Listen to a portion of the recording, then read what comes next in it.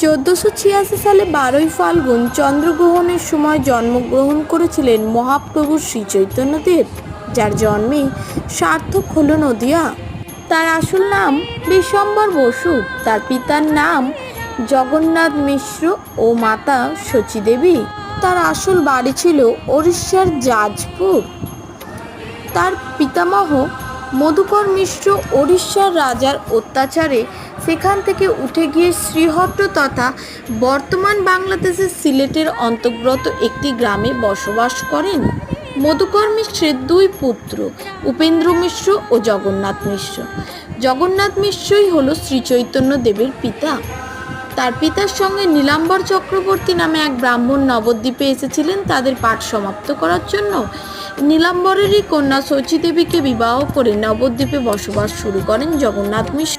ভালো লাগলে লাইক করবেন। মহাপ্রভুর জীবন কাহিনী